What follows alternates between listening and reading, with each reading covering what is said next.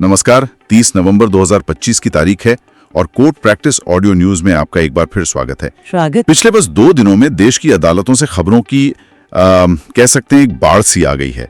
लेकिन हम यहाँ सिर्फ सुर्खियां नहीं पढ़ेंगे, हम कोशिश करेंगे उन खबरों के पीछे जो एक बड़ा पैटर्न है उसे समझने की। बिल्कुल। आज की हमारी बातचीत 3 बड़े सवालों के आसपास घूमेगी।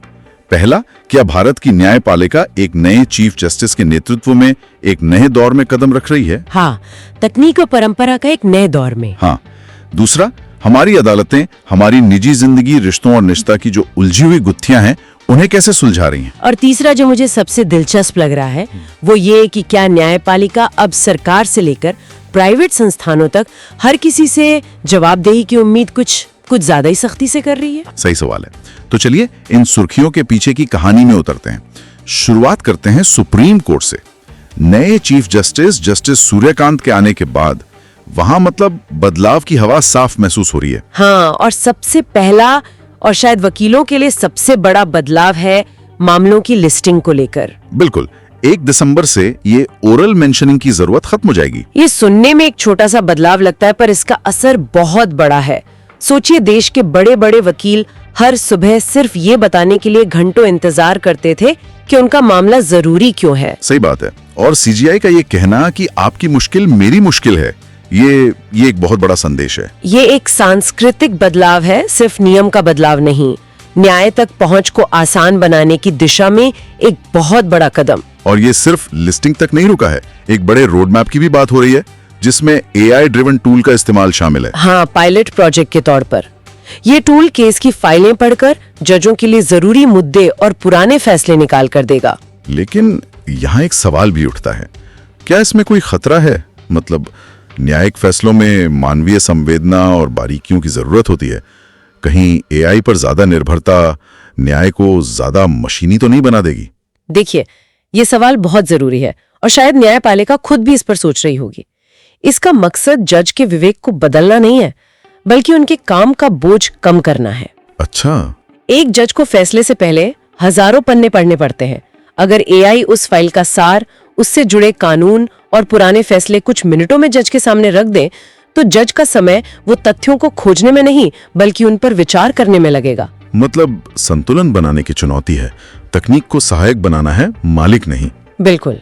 ये दिलचस्प है क्योंकि एक तरफ हम AI जैसी ग्लोबल तकनीक की बात कर रहे हैं और दूसरी तरफ अटॉर्नी जनरल R वेंकटरमणी ने स्वदेशी न्यायशास्त्र की बात की है। हाँ, CJI के सम्मान समारोह में। तो क्या ये दोनों बातें एक दूसरे के खिलाफ नहीं है? पहली नजर में ऐसा लग सकता है, लेकिन अगर गहराई से देखें तो ये एक ही सिक्के के 2 पहलू हैं। स्वदेशी न्यायशास्त्र का मतलब दुनिया से कट जाना नहीं है। इसका मतलब है कि हमारे कानूनों की व्याख्या भारतीय संविधान के दर्शन और भारत की सामाजिक सच्चाइयों के आधार पर होनी चाहिए, सिर्फ पश्चिमी सिद्धांतों की नकल करके नहीं। तो इस काम में AI मदद कर सकता है? हाँ, अगर AI जैसा आधुनिक उपकरण इस काम में मदद करे तो इसमें कोई विरोधाभास नहीं है। CJI ने खुद इसकी एक बहुत खूबसूरत मिसाल दी। उन्होंने कहा कि संविधान की मूल संरचना उस बुनी हुई रस्सी की तरह है जो भारत की संवैधानिक खाट को संतुलित रखती है। क्या बात है, ये खाट ही तो हमारा स्वदेशी ढांचा है। बिल्कुल। और इसी गंभीर माहौल के बीच उन्होंने मजाक में ये भी कहा कि जजों का जीवन बहुत तनावपूर्ण और दयनीय होता है। हाँ, ये मैंने भी पढ़ा। एक हल्की फुल्की टिप्पणी थी, लेकिन ये दिखाती है कि इन सारे सुधारों के पीछे का एक बड़ा मकसद उस मानवीय दबाव को कम करना भी है, ताकि न्याय की गुणवत्ता बेहतर हो। मानवीय दबाव की बात चली है तो चलिए देखते हैं कि अदालतें आम लोगों की जिंदगी के उलझे हुए मामलों को कैसे देख रही हैं। बिल्कुल। पिछले कुछ दिनों में ऐसे कई फैसले आए हैं जो सीधे तौर पर हमारे निजी जीवन से जुड़े हैं। हाँ, और इसमें सबसे महत्वपूर्ण फैसला कर्नाटका हाई कोर्ट का है। कोर्ट ने कहा है कि घरेलू क्रूरता के खिलाफ जो कानून है IPC 498, वो अब उन लिव इन संबंधों पर भी लागू होगा जिनमें शादी जैसी विशेषताएं हों। ये तो बहुत बड़ा और प्रगतिशील कदम है। बिल्कुल। कोर्ट ने पति शब्द की व्याख्या को बहुत विस्तार दिया है। लेकिन इसको जमीन पर लागू करने में क्या चुनौतियां आएंगी? कोई भी रिश्ता शादी जैसा है या नहीं, ये अदालत तय कैसे करेगी? ये तो बहुत ही व्यक्तिपरक लगता है। यही इस फैसले का सबसे अहम और चुनौतीपूर्ण हिस्सा है। अदालत ने कुछ संकेत तो दिए हैं, जैसे क्या वो एक ही घर में रहते थे, रिश्ता कितना पुराना था, समाज में कपल की तरह मिलते जुलते थे या नहीं। अच्छा, लेकिन हाँ, सबूत का बोझ बहुत ज्यादा होगा। ये फैसला जहाँ एक और लिव इन में रहने वाली कमजोर महिलाओं को सुरक्षा देता है, वहीं इसके दुरुपयोग की संभावना के दरवाजे भी खोल सकता है। तो मतलब भविष्य के फैसलों में इसकी सीमाओं को और स्पष्ट करना होगा। बिल्कुल। और निजी जीवन पर अदालत की नजर का एक और संवेदनशील मामला दिल्ली हाईकोर्ट में पहुंचा है। शहीद मेजर मोहित शर्मा के परिवार ने उनकी जिंदगी पर बन रही फिल्म धुरंधर पर रोक लगाने की मांग की है। हाँ, और उनका तर्क है मरणोपरांत निजता का उल्लंघन। ये एक बहुत ही जटिल सवाल है ना। किसी शहीद की कहानी पर किसका हक है, देश का या उसके परिवार का? ये अभिव्यक्ति की आजादी और निजता के अधिकार के बीच एक बहुत ही बारीक लड़ाई है। मरणोपरांत निजता मतलब मृत्यु के बाद निजता का अधिकार भारत में एक नया, एक विकसित होता हुआ कानूनी सिद्धांत है। सवाल यह है कि क्या किसी राष्ट्रीय नायक के जीवन को दिखाते हुए फिल्म निर्माता परिवार की सहमति और उनकी यादों की पवित्रता को नजरअंदाज कर सकता है? अदालत का फैसला इस पर एक नजीर पेश करेगा। हाँ, कि हम अपने नायकों की विरासत को कैसे सहेजते हैं। ऐसा लगता है कि अदालतें लगातार ये परिभाषित कर रही हैं कि हम कौन हैं, हमारे रिश्तों में, हमारी यादों में और यहाँ तक कि हमारी आधिकारिक पहचान में भी। हाँ, इसी से जुड़ा सुप्रीम कोर्ट का वो अवलोकन है कि आधार कार्ड नागरिकता का सबूत नहीं है। बिल्कुल। और ये टिप्पणी तब आई जब चुनावी सूचियों के विशेष गहन संशोधन पर सुनवाई हो रही थी। हाँ, ये वो प्रक्रिया है जिसमें घर घर जाकर वोटर्स को जोड़ने और हटाने का काम होता है। चिंता ये थी कि कहीं अधिकारी आधार को ही आधार बनाकर लोगों की नागरिकता पर सवाल तो नहीं कर रहे हैं और उन्हें वोटिंग लिस्ट से बाहर तो नहीं कर रहे हैं। सही बात है। इसलिए कोर्ट का ये स्पष्टीकरण बहुत महत्वपूर्ण है। ये हमें याद दिलाता है कि आधार वो निवास का प्रमाण है, नागरिकता का नहीं। इन दोनों के बीच की रेखा बहुत साफ होनी चाहिए। अधिकारों को परिभाषित करने की ये भूमिका, ये न्यायपालिका को सत्ता के सामने एक प्रहरी के रूप में खड़ा कर देती है। हाल के कुछ फैसले दिखाते हैं कि अदालतें ये भूमिका बहुत गंभीरता से निभा रही हैं। इसका सबसे बड़ा उदाहरण है सुप्रीम कोर्ट का वो आदेश जिसमें देश के सभी प्राइवेट, गैर सरकारी और डीम्ड विश्वविद्यालयों की एक व्यापक जांच के आदेश दिए गए। और ये सब एक अकेले छात्र की शिकायत पर शुरू हुआ। हाँ, ये दिखाता है कि एक सही शिकायत में कितनी ताकत हो सकती है। ये पूरे उच्च शिक्षा क्षेत्र में एक बड़े बदलाव की शुरुआत हो सकता है। और जवाबदेही की ये मांग सिर्फ प्राइवेट संस्थानों तक ही नहीं रुकी। बॉम्बे हाईकोर्ट ने मुंबई के प्रदूषण पर महाराष्ट्र सरकार को जो फटकार लगाई, वो भी देखने लायक थी। हाँ, वो तो मजेदार था। सरकार का तर्क था कि प्रदूषण इथियोपिया के ज्वालामुखी की राख से हो रहा है। हाँ, मतलब कुछ भी। बिल्कुल। ये उस चेक इंजन लाइट की तरह है जो गाड़ी में तब जलती है जब कुछ गड़बड़ हो।